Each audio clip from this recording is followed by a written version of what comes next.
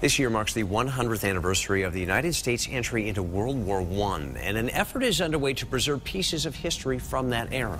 And this was Digitation Day at New Haven Museum and Connecticut State Library. Important pieces of history were scanned to make sure they are part of the archives.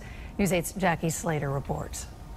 History captured through a lens. 100 years out, these memories and moments are fading. This has been in a box in various attics and basements over, the last 100 years as the family has moved from one place to the other. John Fletcher English. John Reynolds' grandfather and great-uncle served in World War I. These albums tell the story of their journey overseas. My grandfather served on a submarine chaser in the Atlantic, and his brother Huntington served on a submarine when submarines were brand new.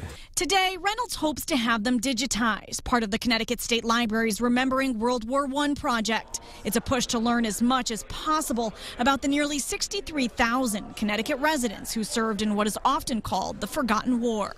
They've been running these events since late 2014, and so far they've taken pictures of more than 1,000 images, and they've also profiled anywhere between 200 and 250 people who served in the war.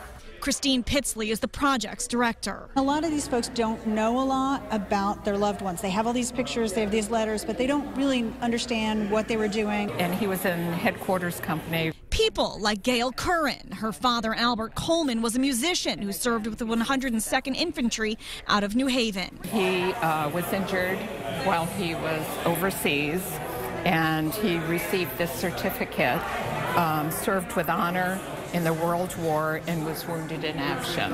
After the war, Albert went on to graduate from Yale. His memories and experiences now placed in a scrapbook put together by his daughters. My father had saved everything, and when he passed away, he had a whole drawer full of this, and we never really knew about it. Thanks to the Connecticut State Library, should anything ever happen to the originals, his story will never be forgotten. Reporting in New Haven, Jackie Slater, News 8.